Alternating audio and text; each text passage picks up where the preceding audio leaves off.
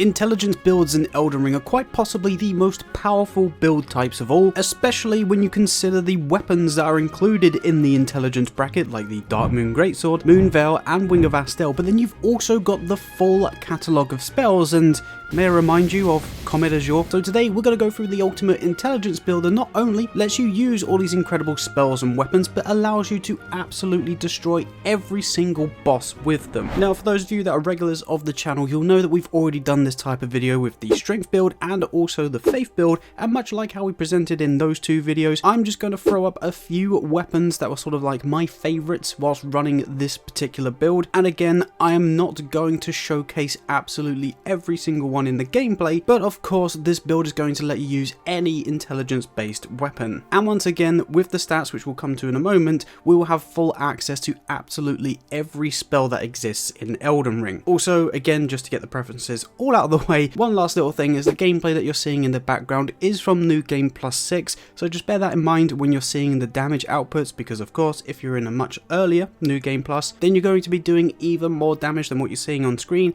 but if you're in New Game Plus 7 and onwards, you are of course going to maybe do a little bit less. Either way, this build is absolutely insane, as you can probably tell from what's going on in the background right now, and I'm just going to let you know the stats straight off the bat. So as you can see, it is a level 150 character, and as you can see, we've got 50 points into vigor, 18 points into mind, 24 endurance, 16 strength and 18 dexterity, 60 intelligence, 33 faith, and 10 arcane. Now of course, with these stats, a few of you who are fans of Elden Ring and have played it before, you're probably immediately thinking, well, hold on a second, 60 intelligence isn't actually enough for two specific spells in the game, those being Renala's Full Moon and Rani's Dark Moon. Well, we will actually have access to those spells because we're going to be using other buffs later on, which I'll talk about, to make sure that we can use every spell possible. But then you can also see that we've got 33 points into faith, and that is specifically so that we can run the Golden Vow and Howl of Shabiri, because both of those buffs will be giving us an extra 15% extra damage output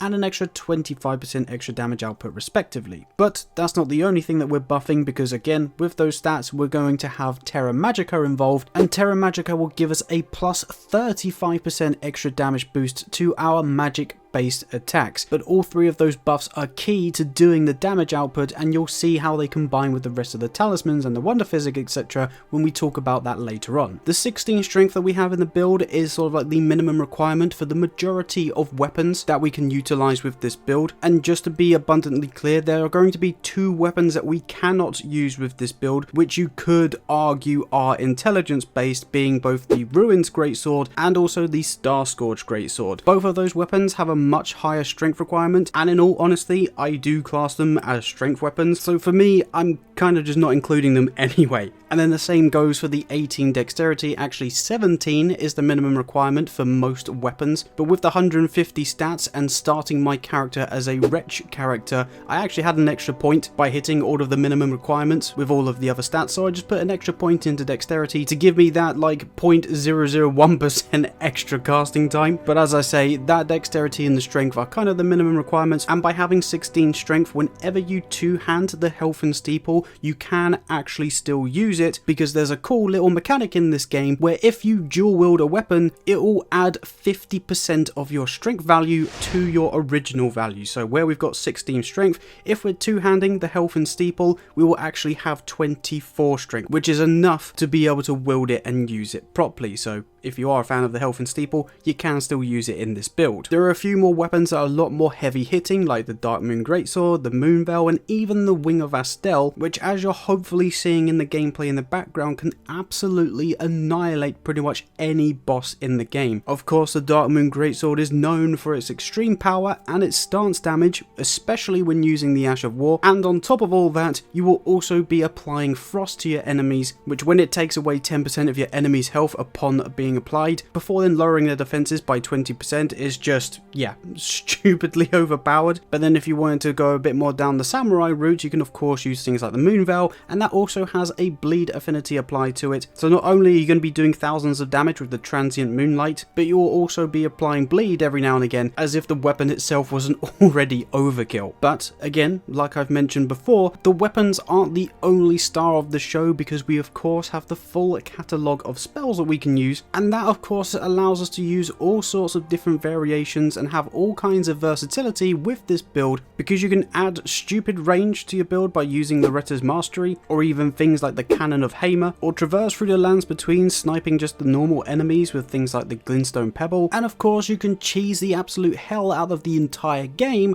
by using Comet Azure and the cheese methods around it to just obliterate anybody with that cannon of magic damage. But whether you want to incorporate another weapon or just simply rely on your spells, I do highly recommend running these talismans. And first of all, of course mainly to help us with the weapons and the Ash of Wars we're using, I do highly recommend running the Shard of Alexander. If you're using any Ash of War, this will of course boost your damage output greatly, but then I also recommend running the Graven Mass Talisman, as that will help with your sorceries, which of course will boost all of the damage with your spells. But then I also recommend running the Ritual Swords Talisman, as that will boost your damage output with any attack by 10% as long as your character is at full HP, before then finishing this off with the Magic Scorpion Charm, as again that will give a plus 12% boost to all magic damage. And guess what, all of the Ashes of Wars with the weapons we've shown, and of course all of the spells, happen to use magic damage. But of course the talismans aren't the only thing giving us a boost in damage output, because we can of course make use of our Wonder Physick. And for those of you that are sticking around trying to find out how we get those extra 10 points in intelligence,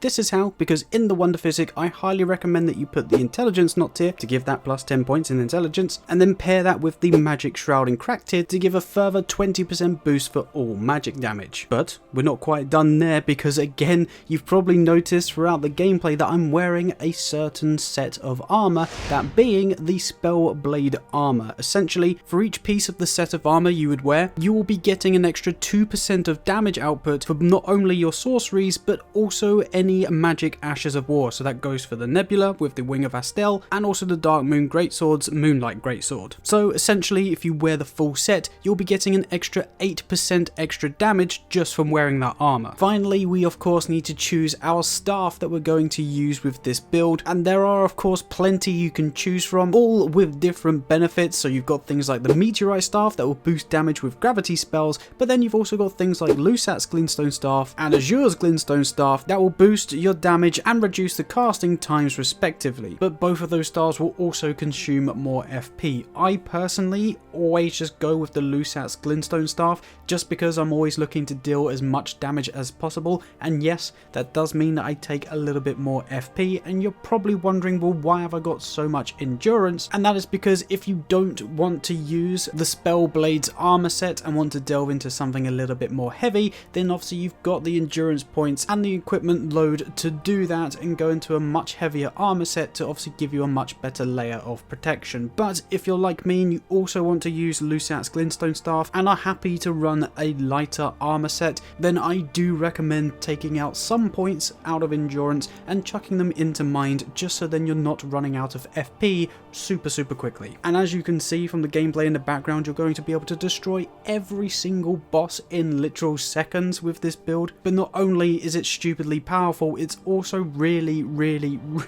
fun to use. So if you want to use a build that's stupidly overpowered, stupidly fun, and stupidly versatile, then this is the build for you. And yeah, there you have it. That is the ultimate intelligence build, as dubbed by yours truly. But in all seriousness, guys, this build is tremendously fun to use. I don't know about you, but I am a huge fan of mage builds and battle mage builds and these types of games, so I will naturally just always have a blast with this kind of build. But let me know if you're the same. Do you think that this build is the ultimate intelligence build? As always, I'm not the best Elden Ring player out there, and I'm sure there's ways that you guys can make this even better. So if you do have any suggestions, feel free to get them down in the comments down below and let me know what your favorite intelligence based weapon is. And whilst you're down there, if I can cheekily ask, if you enjoyed this video at any point or found it useful in any way, please do hit that like button. It really does help out the channel a lot, and it's also the quickest and easiest way to tell me that you enjoy these ultimate builds and you want to see more videos like this in the future. Of course, again, like I mentioned at the beginning, we've already done the strength build and the faith build, so we've only really got the dexterity an arcane left, so if you want to stick around and stay tuned for those ultimate builds, then also feel free to subscribe. We're on our way to 20,000 subscribers, and I believe that is something that we can do by the end of this month. It was a goal that we set for the end of the year, and we're in May